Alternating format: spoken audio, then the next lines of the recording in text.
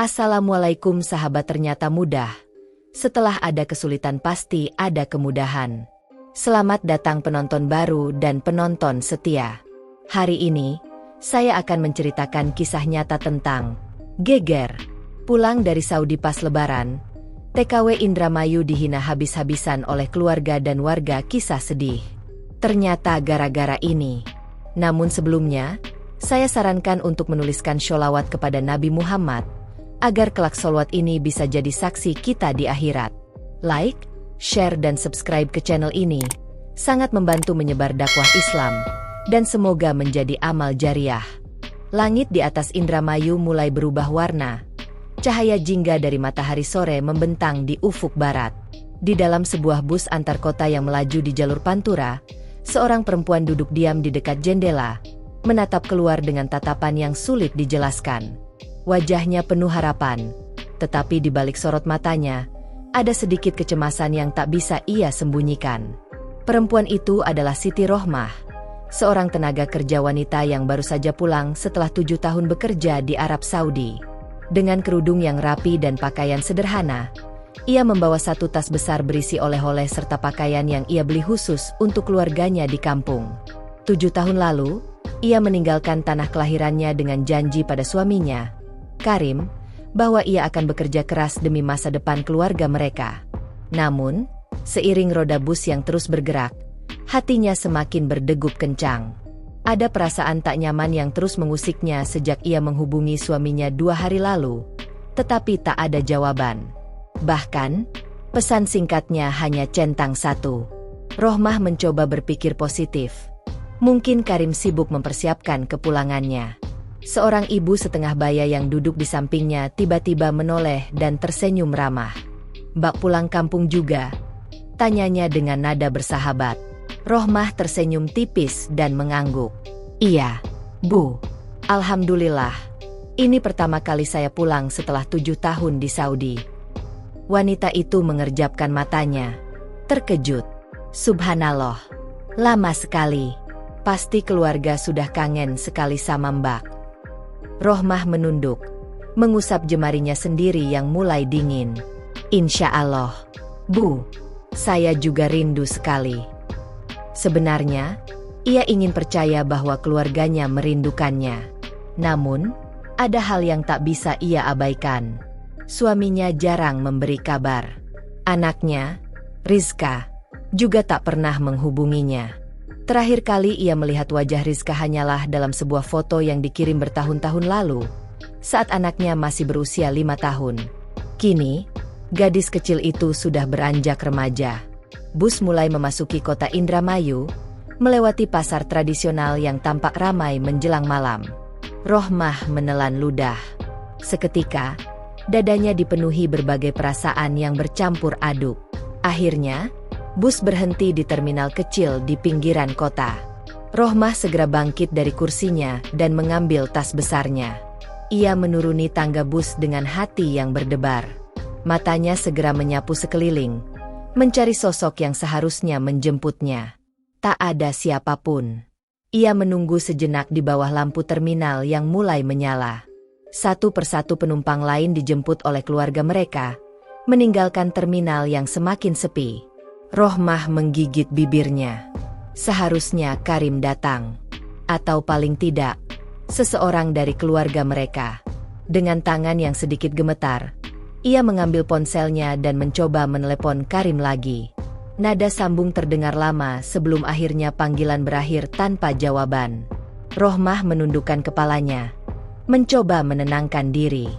Mungkin dia sibuk, gumamnya pelan, mencoba mengusir rasa cemas yang mulai menguasai pikirannya. Ia lalu mencari tukang ojek di sekitar terminal. Seorang pria tua dengan jaket lusuh mendekatinya. "Mau kemana?" "Neng, ke Desa Sukajaya, Pak," jawabnya, menyebut nama desanya. Pria tua itu mengangguk dan segera menyalakan motornya. Tanpa banyak bicara, Rohmah naik ke atas motor dengan membawa tas besarnya. Sepanjang perjalanan, pikirannya terus berkecamuk.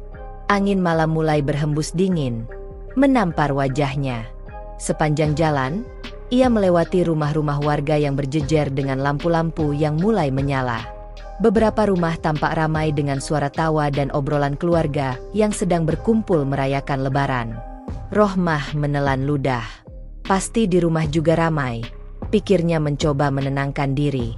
Namun, ia tak menyadari bahwa yang menunggunya di rumah bukanlah pelukan hangat keluarga, melainkan kenyataan pahit yang tak pernah ia bayangkan.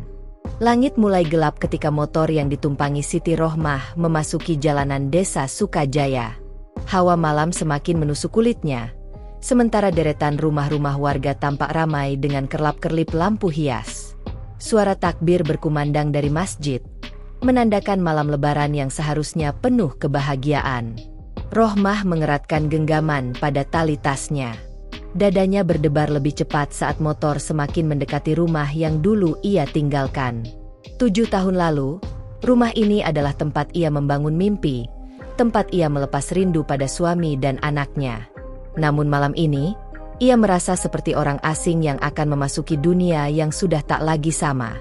"Neng, ini rumahnya?" tanya tukang ojek ketika mereka berhenti di depan sebuah rumah sederhana dengan pagar kayu yang mulai lapuk. Rohmah mengangguk. "Iya, Pak. Terima kasih." Ia menyerahkan beberapa lembar uang, lalu menurunkan tasnya. Tukang ojek itu mengangguk dan segera melajukan motornya, meninggalkan Rohmah berdiri sendiri di depan rumah yang tampak berbeda dari yang ia ingat. Halaman depan yang dulu penuh tanaman kini tampak berantakan. Beberapa pot bunga yang pernah ia rawat kini kosong, tanahnya mengering.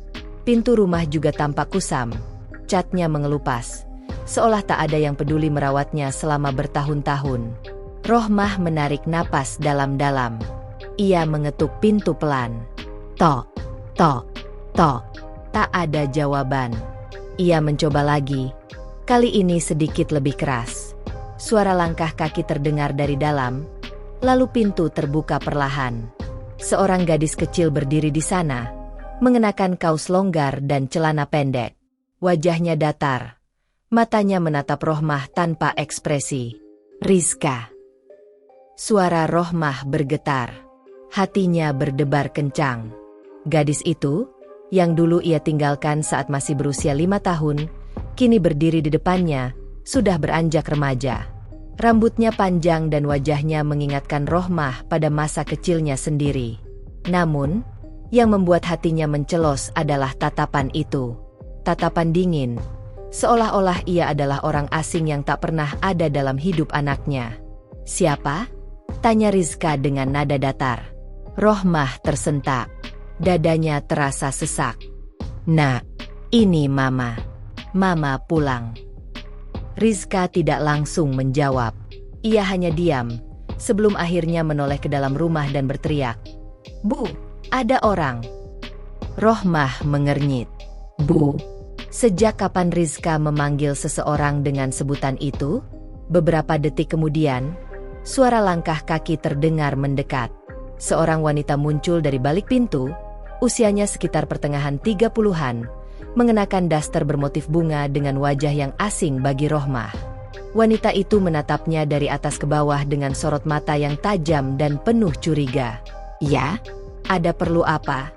tanya wanita itu dengan nada ketus. Rohmah menelan ludah. Saya Siti Rohmah. Saya istri Karim. Saya baru pulang dari Saudi." Mata wanita itu melebar sedikit sebelum ia tersenyum sinis. "Oh, jadi kamu istri pertama itu? Akhirnya pulang juga." Jantung Rohmah seolah berhenti berdetak. Istri pertama? Sejenak, dunia terasa berputar di sekelilingnya. Dadanya terasa sesak, seolah ditimpa batu besar. Ia tak langsung bisa berkata-kata. Dari dalam rumah, suara lain terdengar. Suara yang sangat ia kenal. Ada apa ribut-ribut? Lalu, dari ruang tengah, muncul seorang pria yang selama ini selalu ada dalam bayangannya. Karim. Tapi yang berdiri di depannya bukanlah pria yang dulu ia tinggalkan dengan harapan akan menjadi suami yang setia. Karim terlihat jauh berbeda. Perutnya sedikit buncit, wajahnya tampak lebih segar, dan pakaiannya jauh lebih rapi dari yang ia ingat. Tapi yang paling mencolok adalah ekspresi wajahnya. Tidak ada kehangatan, tidak ada kerinduan. Hanya keterkejutan sesaat yang dengan cepat digantikan oleh sikap acuh. "Oh, kamu pulang," ucap Karim dengan nada datar. Seakan-akan Rohmah hanyalah seorang kenalan lama yang tiba-tiba muncul tanpa diundang. Rohmah menatap suaminya dengan mata berkaca-kaca. Ribuan pertanyaan berputar di kepalanya. Kamu nikah lagi?"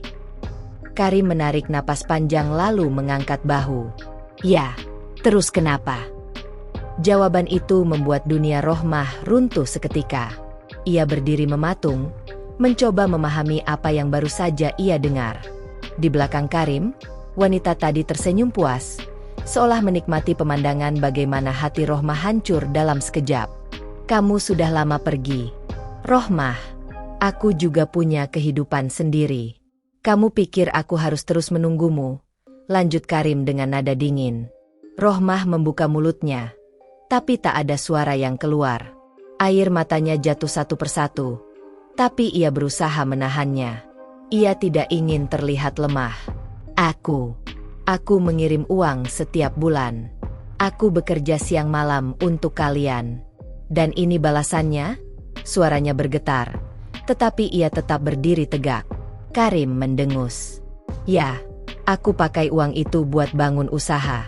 Dan sekarang aku sudah sukses. Aku berhak punya istri lebih dari satu." Wanita di sampingnya menyeringai, lalu menggamit lengan Karim dengan manja. "Jadi ini mantan TKW yang selalu kamu ceritain itu? Aku kira dia lebih cantik," sindirnya. Tawa kecil wanita itu seperti pisau yang mengiris hati Rohmah. Ia menoleh ke arah anaknya, berharap mendapatkan pembelaan.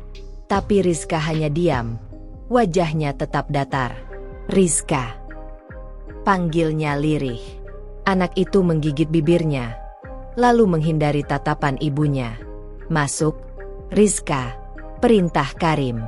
Tanpa sepatah kata pun, Rizka melangkah ke dalam rumah dan menghilang di balik pintu. Rohmah ingin berteriak, ingin menangis, ingin mengatakan sesuatu, tapi suaranya tercekat di tenggorokan. "Sudahlah, Rohmah, lebih baik kamu pergi. Kamu sudah lama bukan bagian dari keluarga ini," kata Karim tanpa sedikit pun rasa bersalah. Rohmah menatap suaminya lama. Matanya berkaca-kaca, tetapi ia tidak menangis. Ia tahu, air mata tidak akan mengubah apapun. Dengan tangan gemetar, ia mengangkat tasnya kembali ke bahu. Lalu tanpa mengucapkan sepatah kata pun, ia membalikkan badan dan berjalan menjauh. Langkahnya gontai, tapi hatinya bertekad. Mereka pikir ia akan menyerah begitu saja. Mereka pikir ia akan pergi tanpa perlawanan. Mereka salah. Ia akan kembali. Dan ia akan menuntut semua yang menjadi haknya. Langkah Siti Rohmah terasa berat saat meninggalkan halaman rumah yang dulu ia tinggali bersama Karim dan Rizka. Angin malam yang berhembus menusuk hingga ke tulang. Namun dinginnya tak seberapa dibandingkan perasaan yang kini mengoyak hatinya. 7 tahun ia bertaruh nyawa di negeri orang, bekerja siang dan malam tanpa kenal lelah, hanya untuk kembali disambut dengan pengkhianatan. Ia berjalan tanpa arah, membiarkan kakinya membawa kemanapun. Matanya berair, tapi ia menahan diri agar tidak menangis. Hatinya masih sulit menerima kenyataan bahwa suaminya telah menikah lagi, dan anaknya sendiri seolah tidak mengenalnya. Di tengah kebingungan, suara azan Isya berkumandang dari masjid desa. Suara yang biasanya membawa ketenangan, kini justru terasa menyayat. Rohmah menoleh ke arah masjid yang berdiri kokoh di ujung jalan. Sebuah tempat yang dulu sering ia datangi sebelum merantau. Ia rindu rumah Allah, rindu bersujud dan menumpahkan semua beban yang ia pikul. Dengan langkah gontai, ia menuju masjid, berharap setidaknya di sana ia bisa menemukan ketenangan. Namun, saat ia tiba di pelataran masjid, beberapa perempuan yang tengah berwudu berhenti sejenak lalu mulai berbisik-bisik. "Itu bukan Siti Rohmah?" Salah seorang ibu berbisik pada temannya. "Iya, dia baru pulang dari Saudi. Tapi katanya suaminya udah nikah lagi," sahut yang lain. Rohmah menundukkan kepala, mencoba mengabaikan bisikan-bisikan itu. Tapi semakin ia melangkah masuk, semakin banyak tatapan sinis yang ia dapatkan. Seorang ibu yang cukup dikenal sebagai tokoh masyarakat, Bu Lilis, tiba-tiba menghadangnya sebelum ia sempat masuk ke dalam masjid. "Mau salat di sini?" tanyanya dengan nada meremehkan. Rohmah mengangguk pelan. "Iya, Bu." Bu Lilis melipat tangan di dada. "Salat ya salat. Tapi jangan sok suci. Orang-orang di sini sudah tahu kamu pulang dari Saudi, tapi suami kamu malah nikah lagi. Jangan-jangan kamu juga ada main sama orang di sana." Seakan ditampar, tubuh Rohmah seketika kaku. Ia menatap Bu Lilis dengan mata melebar. "Ibu bicara apa?" "Saya cuma bilang, jangan sok alim di sini. TKW-TKW itu kan biasa dekat sama majikan di luar negeri. Jangan-jangan kamu juga begitu?" ujar Bu Lilis sambil menatapnya dari ujung kepala sampai kaki. Beberapa perempuan yang ada di sekitar tertawa kecil, seolah setuju dengan ucapan itu. Rohmah merasakan dadanya panas, seakan ada bara yang membakar dari dalam. Ia ingin berteriak, ingin menjelaskan semuanya. Tapi apa gunanya? Orang-orang ini sudah memvonisnya tanpa tahu kebenaran. Dengan hati yang hancur, ia menelan ludah dan melangkah masuk ke dalam masjid tanpa berkata apa-apa. Namun, hinaan tak berhenti di situ. Saat ia mencari tempat duduk di saf perempuan, seorang ibu yang duduk di saf depan berpindah tempat, seakan tak ingin bersentuhan dengannya. "Syalatnya di belakang saja, jangan di depan," bisik seseorang di belakangnya. Hati Rohmah semakin remuk. Air matanya hampir jatuh. Tapi ia menahannya. Ia tak ingin terlihat lemah di hadapan mereka. Dengan napas berat, ia bersujud, menangis dalam hati, meminta kekuatan kepada Allah. Ketika salat selesai, imam masjid memberikan pengumuman sebelum tarawih dimulai. "Sebelum kita mulai salat tarawih, ada pengumuman dari seorang jemaah kita yang baru saja kembali ke kampung halaman setelah bertahun-tahun merantau di luar negeri. Silakan, Mbak Rohmah, jika ingin menyampaikan sesuatu." Semua kepala menoleh ke arahnya. Beberapa orang berbisik-bisik, ada yang menatapnya dengan sinis, ada yang tampak penasaran. Rohmah menelan ludah, lalu berdiri perlahan. Tangannya menggenggam sajadah dengan erat, menahan getaran di tubuhnya. Ia melangkah ke depan, berdiri di hadapan seluruh jemaah. Dengan suara yang sedikit bergetar, ia mulai berbicara. "Bismillahirrahmanirrahim. Saya Siti Rohmah. Saya pulang setelah 7 tahun bekerja di Saudi. Saya kembali untuk bertemu dengan keluarga saya, anak saya, dan suami saya." Ia menarik napas dalam-dalam, menatap wajah-wajah di hadapannya. Beberapa menunggu dengan penasaran, sementara yang lain tetap menatapnya dengan sinis. Tapi yang saya dapatkan bukanlah sambutan hangat. "Suami saya menikah lagi. Anak saya bahkan tidak mengenali saya. Dan sekarang, saya malah difitnah di depan rumah Allah." Beberapa ibu-ibu mulai saling menatap. Suara berbisik mulai mereda, digantikan oleh keheningan yang penuh ketegangan. "Saya ingin bertanya kepada kalian semua, apakah salah seorang istri bekerja keras demi keluarganya? Apakah dosa jika seorang ibu meninggalkan anaknya demi mencari nafkah agar anaknya bisa hidup lebih layak? Apakah saya pantas dihina hanya karena saya pulang tanpa suami yang menyambut saya?" Rohmah merasakan tenggorokannya tercekat, tapi ia tetap melanjutkan. "Kalian tidak tahu bagaimana hidup saya di sana. Saya bekerja tanpa mengenal waktu, menahan rindu, menahan sakit. Saya tidur hanya 3 jam sehari. Saya disiksa, saya menangis, tapi saya tetap bertahan. Karena saya ingin keluarga saya hidup bahagia." Air matanya kini jatuh, tapi suaranya tetap lantang. "Tapi apa yang saya dapatkan? Fitnah, hinaan. Seolah-olah saya pulang tanpa harga diri." Beberapa orang di barisan jemaah mulai menundukkan kepala. Bahkan, imam masjid yang tadi berbicara pun tampak terkejut dengan kata-kata Rohmah. "Saya berdiri di sini bukan untuk meminta belas kasihan. Saya hanya ingin kalian tahu, saya bukan perempuan hina. Saya bukan perempuan murahan. Saya bukan perempuan yang kalian tuduh telah bermain dengan majikan di luar negeri. Seketika, masjid menjadi sunyi. Tidak ada yang berbicara. Semua orang terdiam dalam keterkejutan. Dengan mata berkaca-kaca, Rohmah menoleh ke arah Bu Lilis yang kini tampak sedikit gelisah. Saya tahu siapa yang menyebarkan fitnah itu. Dan saya ingin bertanya, apakah Ibu Lilis pernah bekerja di luar negeri seperti saya? Pernahkah Ibu merasakan bagaimana rasanya menjadi buruh kasar di negeri orang, diperlakukan seperti budak, hanya agar bisa mengirim uang ke kampung halaman? Bu Lilis membuka mulutnya, tetapi tak ada kata-kata yang keluar. Wajahnya merah padam. Rohmah menarik napas panjang, lalu berkata dengan tegas, "Kalau belum pernah, jangan bicara seolah-olah kalian tahu." Ia menatap seluruh jemaah sekali lagi, lalu melangkah pergi meninggalkan saf perempuan, melewati masjid dengan langkah yang mantap. Malam ini, ia telah berbicara. Malam ini, ia tidak lagi diam. Namun, ia tahu, pertarungannya belum selesai. Udara malam semakin dingin saat Siti Rohmah melangkah meninggalkan halaman masjid. Hatinya masih bergemuruh setelah apa yang terjadi tadi.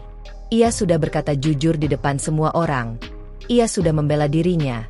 Tetapi apakah itu cukup? Apakah mereka akan percaya padanya? Di jalan desa yang remang-remang, hanya suara langkah kakinya yang terdengar. Hening. Ia menarik napas panjang, mencoba meredakan emosinya. Namun, saat ia hendak menuju ke rumah ibunya yang terletak di ujung desa, sebuah suara tiba-tiba menghentikannya. "Apa kamu pikir, dengan bicara di masjid semua akan berubah?" Rohmah berbalik, dan di sana, berdiri Karim, suaminya yang kini telah berubah menjadi orang asing baginya. Ia bersandar di sebuah pohon, kedua tangannya bersedekap, tatapannya penuh ejekan. "Apa maksudmu?" tanya Rohmah dingin. Karim melangkah mendekat. "Maksudku, kamu baru saja mempermalukan dirimu sendiri di depan seluruh kampung. Kamu pikir mereka akan membelamu? Tidak. Mereka hanya akan menganggapmu wanita putus asa yang pulang tanpa suami." Rohmah mengepalkan tangannya, mencoba menahan amarah yang semakin mendidih. "Aku tidak peduli apa yang mereka pikirkan. Aku hanya ingin mereka tahu bahwa aku bukan perempuan hina seperti yang kalian tuduhkan." Karim tertawa kecil. "Lucu sekali. Kamu kerja di luar negeri 7 tahun, kirim uang tiap bulan, dan sekarang pulang tanpa apa-apa. Sementara aku di sini, membangun usaha, membesarkan anak kita, dan hidup enak. Jadi, siapa yang lebih pintar?" Rohmah menatapnya dengan mata berapi-api. "Kamu membangun usaha dari uangku. Semua yang kamu nikmati sekarang adalah hasil keringatku. Dan kamu malah menikah lagi? Kamu tidak merasa bersalah sedikit pun?" Karim mendekat. Begitu dekat hingga Rohmah bisa mencium bau parfum mahal yang dulu tak pernah ia kenakan. "Aku tidak pernah memintamu bekerja. Aku tidak pernah menyuruhmu mengirim uang. Itu pilihanmu sendiri," katanya dingin. Rohmah menahan napas. Dadanya terasa sesak, bukan karena lelah, tetapi karena kemarahan yang begitu besar. "Jadi begitu? Kamu menikmati semua hasil jerih payahku, tapi tidak pernah merasa berutang budi?" Karim tersenyum sinis. "Begini saja. Aku sudah punya istri baru, dan aku bahagia. Kamu juga bisa cari hidup baru. Jangan ganggu kami lagi." Rohmah menatapnya lama, lalu berkata dengan suara rendah tapi tajam, "Aku tidak akan pergi sebelum aku mengambil semua yang menjadi hakku." Karim terkekeh. "Hakmu? Hakmu sudah tidak ada di sini. Rumah ini bukan rumahmu lagi. Rizka sudah bukan anak yang mengenalmu. Semua sudah berubah. Rohmah, kamu hanya masa lalu." Hati Rohmah mencelos mendengar kata-kata itu. 7 tahun ia berkorban, hanya untuk disebut sebagai masa lalu? Matanya berkilat. Ia tidak akan membiarkan ini begitu saja. "Aku akan menuntut hakku. Aku akan bicara dengan kepala desa. Aku akan pastikan semua orang tahu siapa sebenarnya yang menghancurkan keluarga ini, katanya dengan nada penuh tekad. Tatapan Karim berubah dingin. Ia mendekat, lalu berbisik, "Silakan coba. Tapi ingat, aku bisa membalikkan cerita. Aku bisa bilang kamu selingkuh di luar negeri. Aku bisa bilang kamu kirim uang ke laki-laki lain, bukan ke keluargamu. Aku punya banyak cara." Rohmah. Napas Rohmah tercekat. Ia tak percaya bahwa pria yang dulu ia cintai kini menjadi seseorang yang begitu licik dan keji. Ia menatap wajah Karim dalam-dalam, mencoba mencari sedikit hati nurani di sana. Tapi ia tidak menemukannya. Karim sudah bukan suami yang ia kenal dulu. Ia menarik napas panjang, lalu berkata dengan suara dingin, "Kita lihat siapa yang menang." Tanpa menunggu jawaban, ia berbalik dan berjalan pergi. Namun, ia tahu, ini baru permulaan. Dan ia tidak akan mundur. Siti Rohmah berjalan dengan langkah mantap di tengah malam yang semakin sunyi. Desa Sukajaya yang tadi ramai dengan suara takbir kini mulai sepi. Lampu-lampu di rumah warga masih menyala, tapi kebanyakan penghuni sudah masuk ke dalam rumah masing-masing, menikmati kebersamaan keluarga mereka di malam Lebaran. Namun bagi Rohmah, malam ini bukan malam yang penuh kebahagiaan. Malam ini adalah malam penghinaan, malam pengkhianatan, malam di mana ia menyadari bahwa rumah yang dulu ia tinggalkan bukan lagi rumah yang sama. Ia terus berjalan, menuju satu-satunya tempat yang bisa ia tuju, rumah ibunya. Di kejauhan, rumah panggung sederhana yang berdiri di pinggir sawah mulai tampak. Lampunya masih menyala, dan suara televisi terdengar samar-samar dari dalam. Rohmah menarik napas panjang sebelum menaiki tangga kayu dan mengetuk pintu pelan. Tok, tok, tok. Beberapa saat kemudian, suara langkah kaki terdengar dari dalam.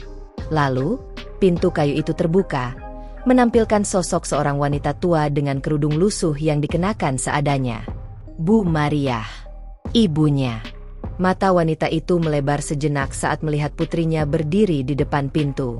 Rohmah tersenyum kecil, berharap mendapat pelukan hangat yang ia rindukan selama bertahun-tahun. Namun, ekspresi ibunya tetap datar, tanpa kehangatan yang ia harapkan. "Kamu pulang?" Suara Bu Mariah terdengar hambar. Rohmah menelan ludah. "Iya, Bu. Aku pulang." Mereka saling menatap dalam diam, hingga akhirnya Bu Mariah menghela napas dan membuka pintu lebih lebar. "Masuklah." Dengan langkah ragu, Rohmah melangkah masuk ke dalam rumah yang dulu begitu akrab baginya. Tidak banyak yang berubah. Kursi kayu masih ada di tempatnya, foto-foto keluarga masih tergantung di dinding, dan aroma khas rumah ibunya masih sama seperti dulu. Namun ada sesuatu yang berbeda. Ada jarak, ada kehampaan. Rohmah duduk di kursi tua di ruang tamu, sementara ibunya berdiri di dekat meja, menatapnya dengan pandangan yang sulit diartikan. "Bu, aku pulang." Rohmah mengulang kata-kata itu, kali ini dengan suara yang lebih lembut. Ia berharap ibunya akan merespons dengan kehangatan, dengan rindu yang seharusnya ada setelah 7 tahun mereka terpisah. Namun, jawaban yang ia dapatkan justru menusuk hatinya. "Kamu pulang buat apa, Rohmah?" Rohmah terkejut. "Maksud ibu?" Bu Mariah menarik napas panjang. "Sudah 7 tahun kamu pergi. Kamu pikir kamu bisa datang begitu saja dan semua akan baik-baik saja? Kamu kira semua orang di sini menunggumu dengan tangan terbuka?" Dada Rohmah terasa sesak. Ia tidak menyangka ibunya sendiri akan berkata seperti ini. "Aku pulang karena aku rindu. Aku ingin bertemu ibu, ingin bertemu Rizka, ingin kembali ke rumahku." Suaranya bergetar. Bu Mariah menggeleng. "Rumahmu? Rohmah, rumah itu sudah bukan rumahmu lagi. Karim sudah punya istri baru. Rizka sudah besar dan terbiasa tanpa kamu. Kenapa kamu pulang sekarang?" Rohmah mengepalkan tangannya. "Karena aku masih punya hak. Aku yang bekerja keras untuk mereka. Aku yang mengirim uang setiap bulan. Aku yang membangun rumah itu. Bagaimana bisa semua orang berpura-pura aku tidak pernah ada? Bu Mariah terdiam sesaat. Wajahnya menunjukkan keraguan, tetapi ia segera menggeleng pelan. Kamu memang kirim uang, tapi kamu juga meninggalkan mereka terlalu lama. Jangan salahkan siapa-siapa kalau mereka sudah berubah. Rohmah menatap ibunya dengan tak percaya. Jadi ibu menyalahkanku? Ibu lebih membela Karim daripada aku. Bu Mariah mengalihkan pandangan. Aku tidak membela siapa-siapa. Aku hanya mengatakan yang sebenarnya. Air mata menggenang di mata Rohmah. Ia merasa seperti orang asing di rumahnya sendiri. Aku tidak punya tempat lain, Bu. Suaranya hampir berbisik. Bu Mariah menunduk, seakan ada perasaan bersalah di hatinya. Namun, saat ia berbicara, kata-katanya tetap dingin. Kamu bisa tinggal di sini malam ini, tapi besok, lebih baik kamu pikirkan baik-baik apa yang ingin kamu lakukan. Jangan buat keributan di desa ini. Hati Rohmah hancur berkeping-keping. Ia pulang dengan harapan menemukan rumah, tetapi yang ia dapatkan hanyalah pintu yang hampir tertutup. Ia mengangguk pelan, lalu bangkit dari duduknya. Terima kasih, Bu. Dengan langkah berat, ia menuju kamar lamanya di sudut rumah. Kamar yang dulu penuh dengan kenangan, kini terasa asing dan kosong. Ia duduk di tepi tempat tidur, menatap dinding yang mulai pudar catnya. Hatinya terasa lebih berat dari sebelumnya. Tak ada pelukan, tak ada kata, "Selamat datang." Tak ada rumah untuknya. Namun, Rohmah bukan lagi perempuan lemah seperti dulu. Ia tidak akan menyerah. Pagi di desa Sukajaya terasa tenang. Udara segar berhembus membawa aroma embun yang masih tersisa di dedaunan. Namun, bagi Siti Rohmah, pagi ini bukanlah pagi yang indah. Ini adalah pagi di mana ia harus menghadapi kenyataan bahwa rumah yang ia tinggalkan bertahun-tahun kini bukan lagi miliknya.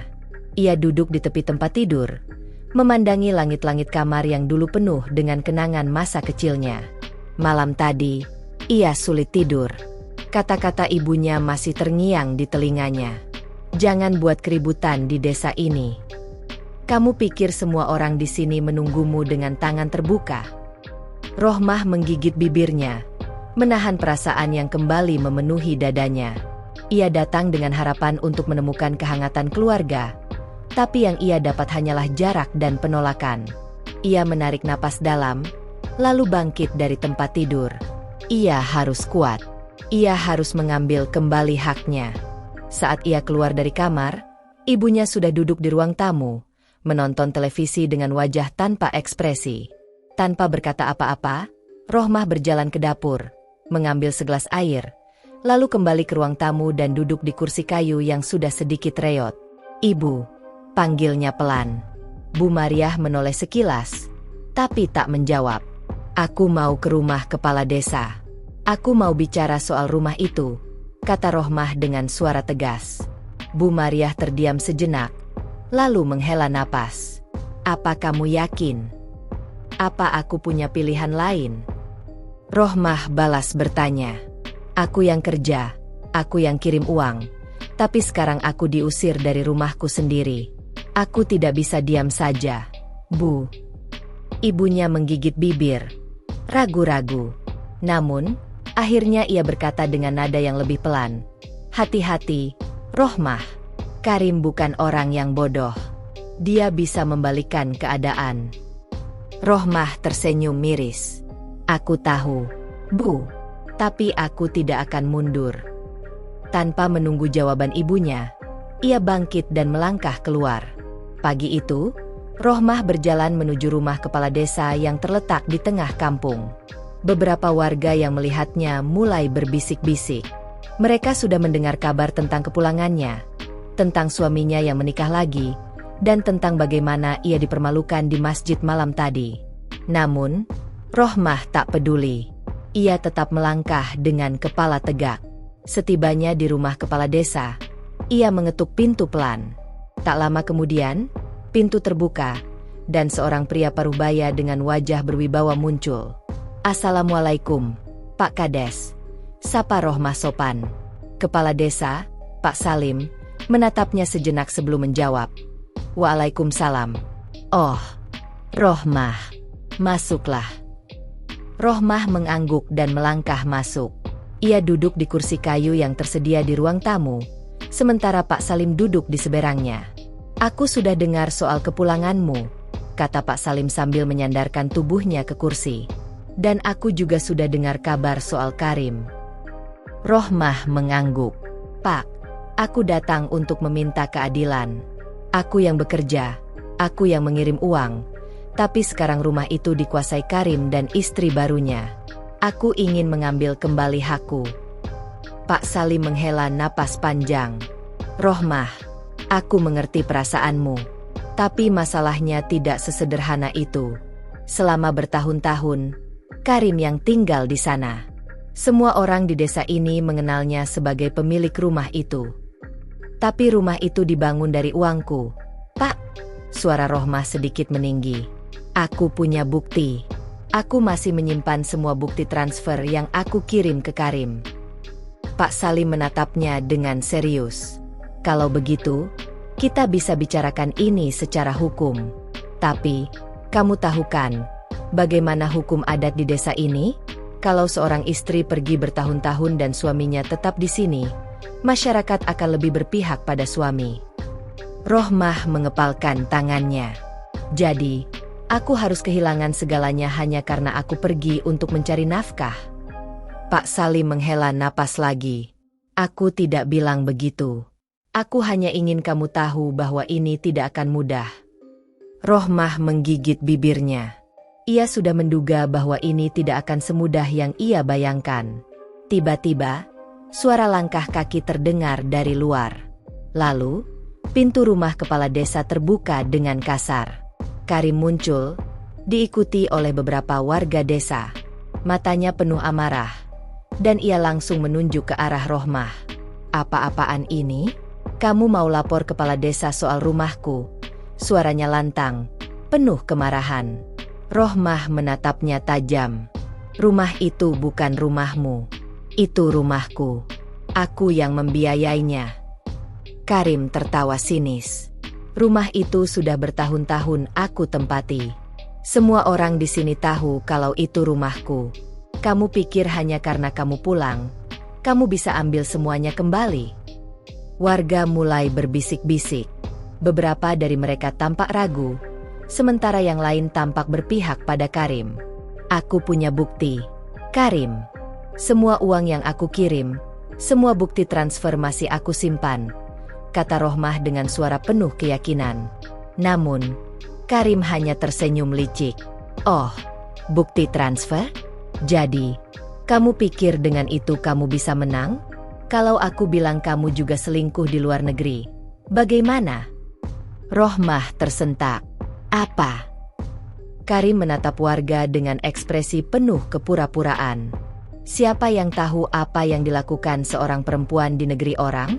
Mungkin saja dia punya lelaki lain di sana, dan sekarang dia pulang karena kehabisan uang.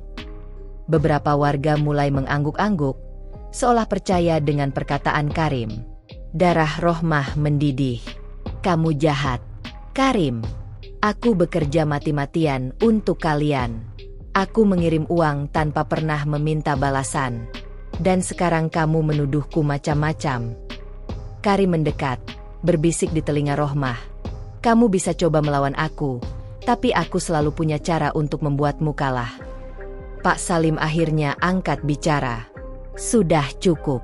Ini bukan cara yang baik untuk menyelesaikan masalah. Namun, Karim hanya tertawa.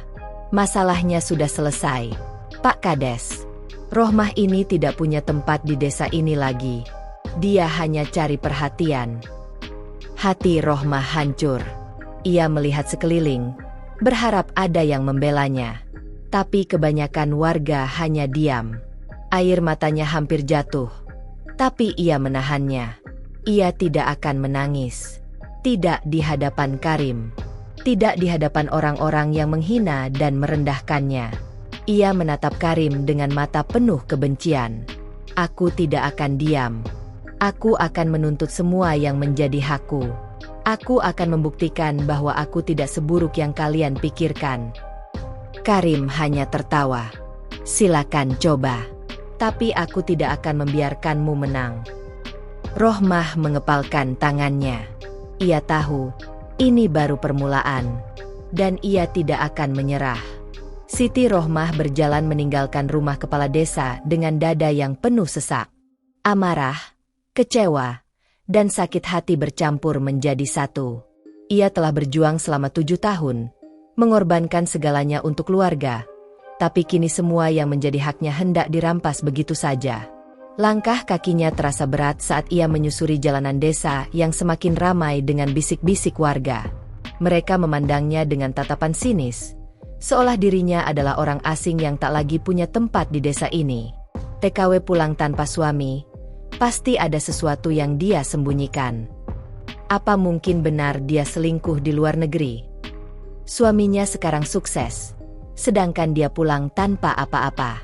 Kasihan.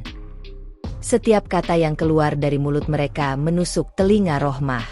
Ia menggigit bibirnya, menahan air mata yang hampir jatuh. Ia harus kuat. Ia tidak akan membiarkan Karim menang. Namun, ia tahu, menghadapi Karim bukanlah hal yang mudah. Lelaki itu terlalu licik, dan warga desa terlalu mudah percaya pada kebohongannya.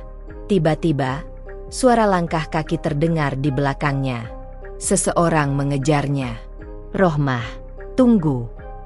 Ia berbalik dan melihat seorang pria setengah baya berlari kecil ke arahnya.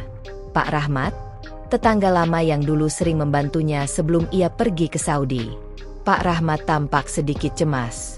Aku dengar apa yang terjadi tadi di rumah Pak Kades, katanya dengan napas sedikit tersengal. Aku percaya padamu. Rohmah, aku tahu kamu yang membangun rumah itu. Aku tahu kamu yang mengirim uang untuk Karim. Hati Rohmah sedikit tenang. Setidaknya, ada seseorang yang masih mempercayainya. Terima kasih, Pak, katanya dengan suara lirih. Pak Rahmat menoleh ke sekitar, memastikan tidak ada yang mendengar mereka, lalu mendekat dan berbicara dengan suara pelan. Aku ingin memberitahumu sesuatu, tapi kamu harus janji tidak bilang siapa-siapa dulu. Mata Rohmah menyipit. Apa itu, Pak? Pak Rahmat menarik napas dalam-dalam, lalu berkata, Karim tidak sekadar menikah lagi. Dia memang sudah berencana mengusir kamu sejak lama. Dia tahu kamu pasti akan pulang suatu saat. Makanya dia menyebarkan fitnah bahwa kamu berselingkuh di luar negeri, supaya warga tidak berpihak padamu. Jantung Rohmah berdegup kencang. Dari mana Bapak tahu? Aku dengar sendiri ketika dia bicara dengan beberapa orang di warung.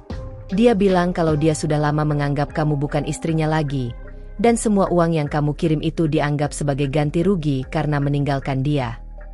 Dada Rohmah terasa seperti ditusuk belati.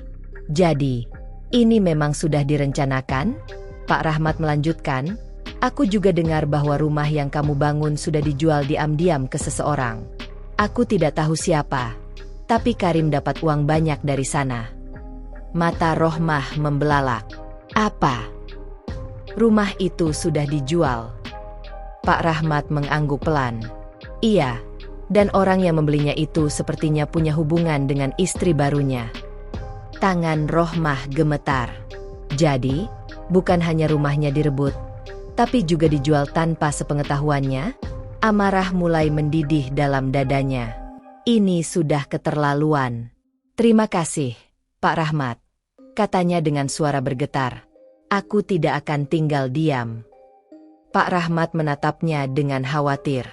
Hati-hati, Rohmah. Karim bukan orang yang mudah dijatuhkan. Rohmah mengangguk. Aku tahu, tapi kali ini, aku tidak akan mundur. Malam harinya, Rohmah kembali ke rumah ibunya dengan tekad yang semakin kuat. Ia tahu ia harus mencari bukti bahwa rumah itu memang dibangun dari uangnya. Ia harus menemukan dokumen-dokumen penting yang bisa membuktikan bahwa ia masih punya hak atas rumah itu. Namun, ketika ia masuk rumah, ibunya menatapnya dengan raut wajah yang tegang. Kamu pergi ke rumah kepala desa? Tanya Bu Mariah dengan nada penuh kecemasan. Iya, Bu. Aku ingin memperjuangkan hakku. Wajah ibunya semakin mengeras. Kenapa kamu harus memperpanjang masalah ini, Rohmah? Karim sudah punya istri. Rumah itu sudah bukan milikmu lagi. Terimalah kenyataan. Rohmah menatap ibunya dengan perasaan campur aduk. Ibu berpihak pada Karim.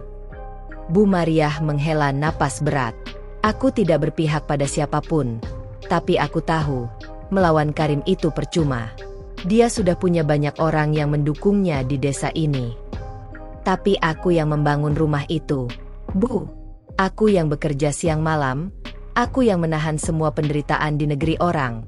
Suara Rohmah meninggi. Ibunya tetap bergeming. Kamu sudah pergi terlalu lama, Rohmah. Sekarang semuanya sudah berbeda.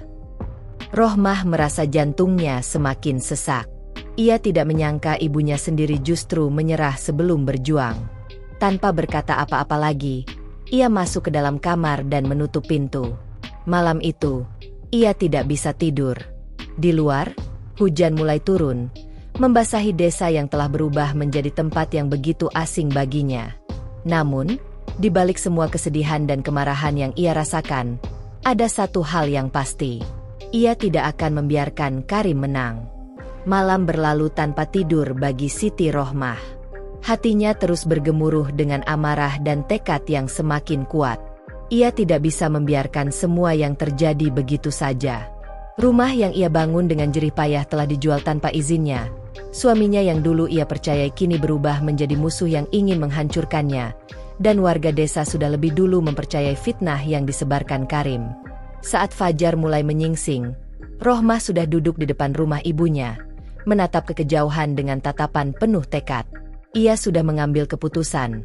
Ia tidak akan lari, ia akan melawan. Dari dalam rumah, Bu Mariah muncul dengan wajah lelah. Kamu tidak tidur, Rohmah? Tanyanya pelan. Rohmah menggeleng. Bu, aku mau ke rumah Pak Kades lagi hari ini. Aku mau meminta bantuan hukum untuk mendapatkan hakku. Ibunya menghela napas. Rohmah, aku tahu kamu marah, tapi kamu benar-benar yakin bisa melawan Karim? Aku tidak peduli seberapa kuat dia di desa ini, Bu. Aku punya bukti. Aku masih punya semua rekaman transfer uang yang aku kirim dari Saudi. Itu cukup untuk membuktikan bahwa rumah itu memang aku yang membiayai, jawab Rohmah dengan suara tegas. Bu Mariah terdiam sejenak sebelum akhirnya berkata, kalau begitu, hati-hati. Langkah Rohmah tegap saat menuju rumah Pak Salim, kepala desa. Kali ini, ia tidak sendiri. Pak Rahmat, satu-satunya orang yang percaya padanya, ikut mendampinginya. Setibanya di rumah kepala desa, mereka kembali disambut dengan tatapan penasaran dari warga yang sudah berkumpul di sekitar rumah Pak Kades. Sepertinya kabar bahwa Rohmah menuntut haknya sudah menyebar lebih cepat dari yang ia kira. Pak Salim duduk di teras rumahnya. Wajahnya tampak serius. Kamu kembali lagi, Rohmah? Ya, Pak. Jawabnya tegas. Aku ingin menuntut hakku secara hukum. Aku punya bukti bahwa aku yang membiayai rumah itu, dan aku ingin rumah itu dikembalikan padaku. Pak Salim menatapnya dalam diam. Lalu, sebelum ia sempat menjawab, suara lain terdengar. Kamu pikir hanya dengan bukti transfer kamu bisa menang? Karim muncul dari kerumunan warga dengan senyum liciknya. Di sampingnya, Siti Halimah, istri barunya, berdiri dengan tatapan penuh kepuasan. Berhentilah mempermalukan diri sendiri, Rohmah, kata Karim dengan nada mengejek. Rumah itu sudah bukan milikmu. Kamu yang meninggalkan keluarga, jadi kamu tidak punya hak lagi. Rohmah menggenggam erat tangannya. Aku punya hak. Aku yang membayar semua itu. Aku yang membiayai hidupmu selama bertahun-tahun. Karim tertawa sinis. Dan kamu lakukan itu sebagai seorang istri, bukan? Tidak ada bukti bahwa rumah itu atas namamu. Aku yang tinggal di sana selama bertahun-tahun. Warga desa tahu itu. Pak Rahmat maju selangkah. Pak Kades, ini tidak adil. Rohmah punya bukti transfer uangnya. Itu cukup untuk membuktikan bahwa rumah itu memang dia yang membangunnya. Pak Salim menghela napas. Masalahnya, secara hukum adat desa, rumah yang ditempati bertahun-tahun oleh seorang suami akan dianggap sebagai haknya. Jantung Rohmah mencelos. Jadi, meskipun aku punya bukti bahwa aku yang membiayai semuanya, aku tetap tidak bisa mengambilnya kembali. Karim tersenyum lebar. Tepat sekali. Dan aku sudah menjual rumah itu. Sekarang sudah bukan milik siapapun di antara kita. Kerumunan warga mulai berbisik. Beberapa tampak tidak setuju dengan tindakan Karim, tetapi sebagian besar tetap diam, takut melawan lelaki yang kini dianggap sebagai orang kaya di desa. Pak Rahmat menatap Karim dengan tatapan marah. Kamu benar-benar tidak tahu malu, Karim. Karim hanya mengangkat bahu. Aku hanya memanfaatkan kesempatan yang ada. Kalau Rohmah memang pintar, dia tidak akan meninggalkan keluarganya bertahun-tahun. Dada Rohmah terasa seperti terbakar. Kamu pikir kamu bisa lolos begitu saja? Aku akan membawa ini ke ranah hukum. Aku akan melaporkanmu ke polisi. Karim tertawa kecil. Silakan. Tapi kalau aku membawa saksi yang mengatakan bahwa kamu punya lelaki lain di Saudi, bagaimana? Rohmah membeku. Fitnah itu akan cukup untuk menghancurkan reputasimu lebih jauh. Lanjut Karim. Kamu pikir warga desa akan percaya padamu? Kerumunan warga semakin ramai. Beberapa ibu-ibu mulai berbisik. Ada yang mulai mengangguk, seolah percaya dengan ucapan Karim. Rohmah mengepalkan tangannya. Ia ingin marah, ingin menampar wajah lelaki yang kini berubah menjadi musuh terbesarnya. Namun, ia tidak akan bertindak gegabah. Ia akan menemukan cara lain. Dengan napas bergetar, ia menatap Karim dengan mata penuh kebencian. Aku tidak akan menyerah. Aku akan membuktikan semuanya. Tanpa menunggu jawaban, ia berbalik dan pergi dari rumah kepala desa. Langkahnya cepat. Hatinya membara. Jika jalur desa tidak bisa membantunya, maka ia akan mencari cara lain. Pertarungan ini belum berakhir.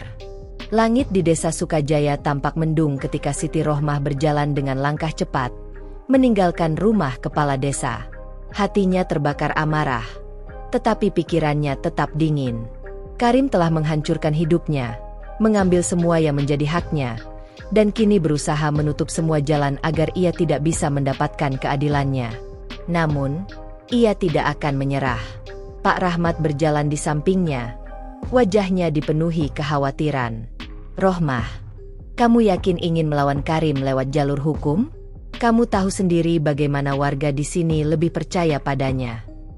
Rohmah berhenti sejenak, menatap pria itu dengan penuh tekad.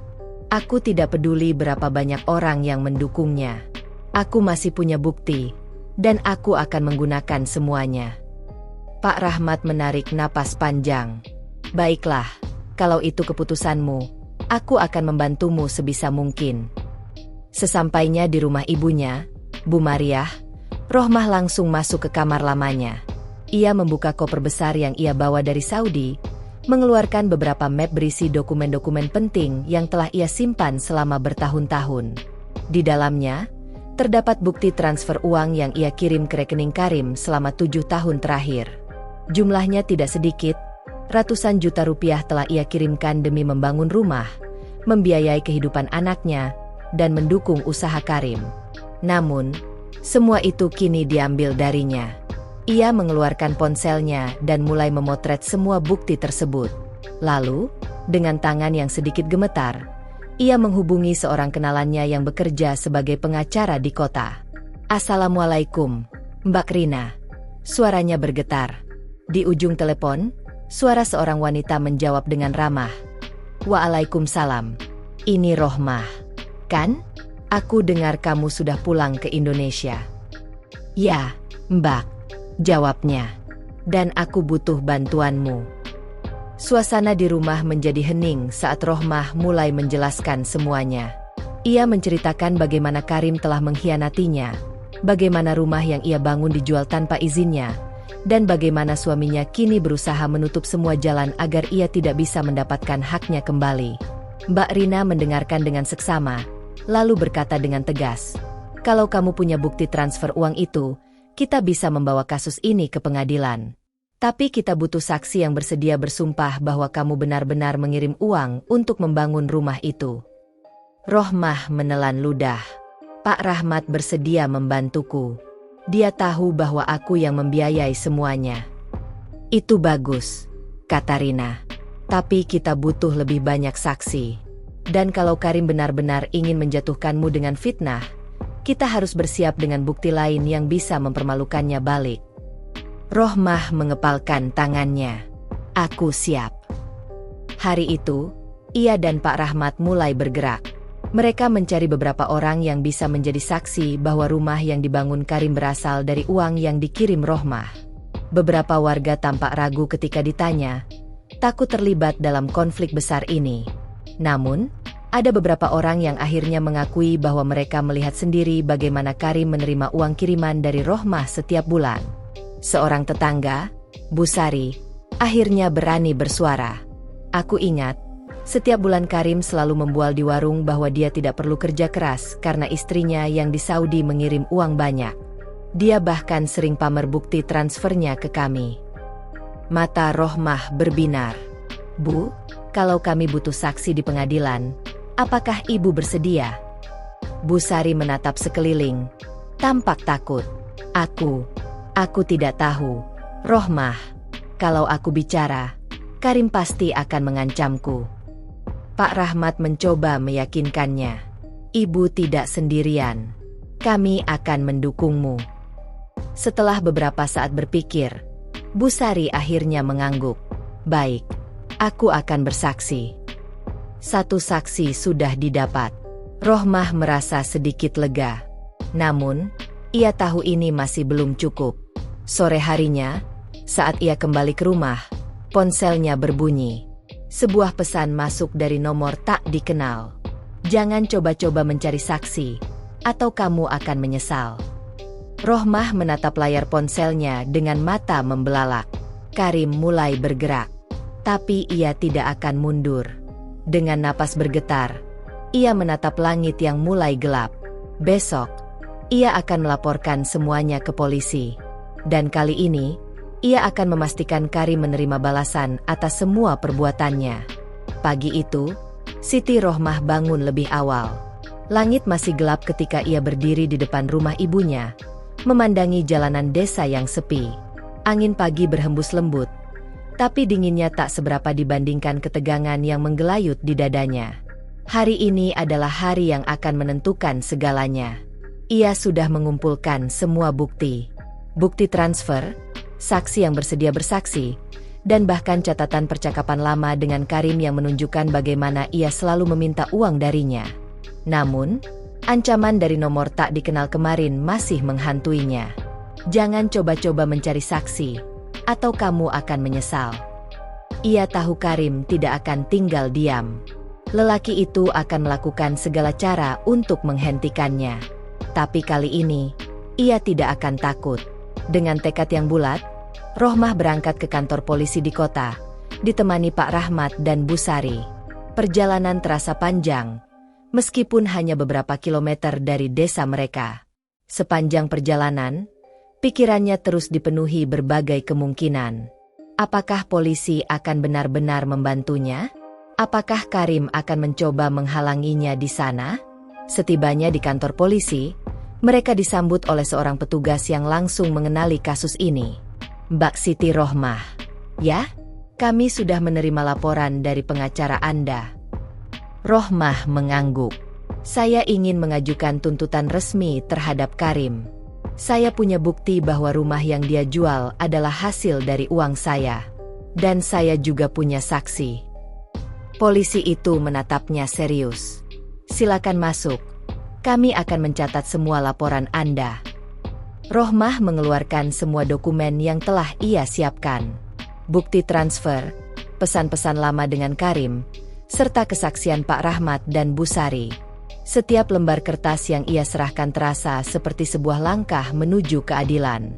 Namun, Belum selesai ia menjelaskan semuanya, pintu kantor polisi tiba-tiba terbuka dengan keras. Karim masuk bersama beberapa orang pria. "Apa-apaan ini?" Suaranya menggelegar. Rohmah menoleh, dan jantungnya langsung berdegup kencang. Karim datang bersama beberapa orang yang tampaknya adalah rekannya. Wajahnya penuh amarah, dan matanya menatap Rohmah dengan tajam. "Pak polisi, istri saya ini hanya mencari masalah.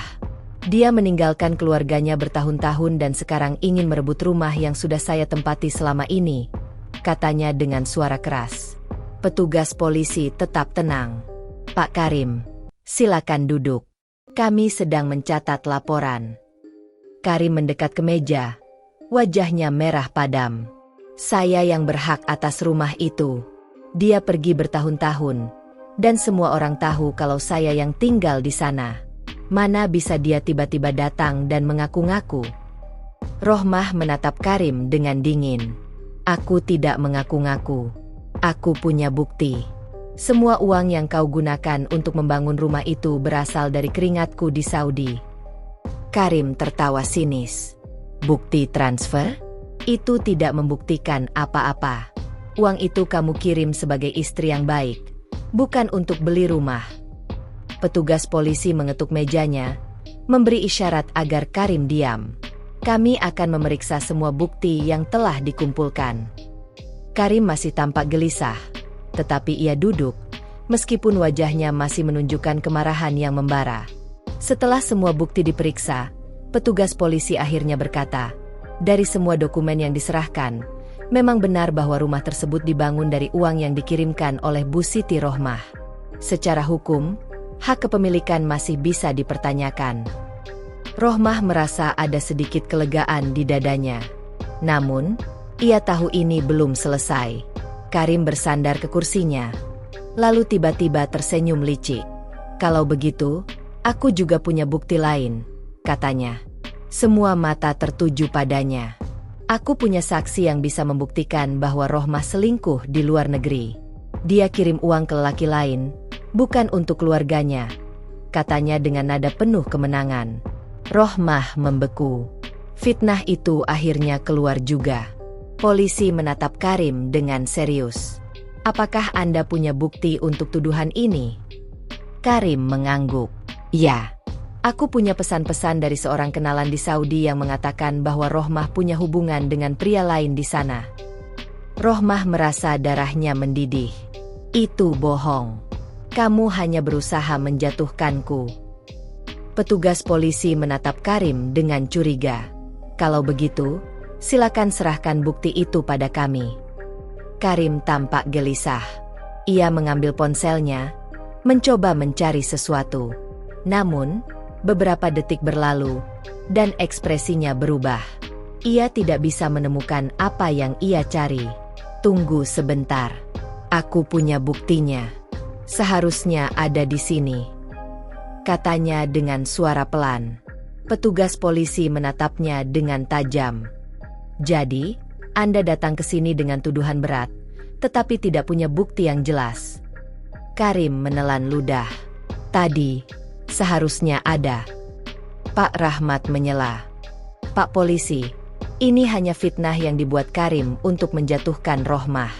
Semua orang tahu kalau dia yang hidup dari uang istrinya selama bertahun-tahun." Polisi mengangguk. "Kalau memang begitu, maka laporan Karim tidak bisa kami proses. Sebaliknya, kami akan meneruskan laporan dari Bu Siti Rohmah terkait penipuan dan penggelapan aset." Karim terdiam.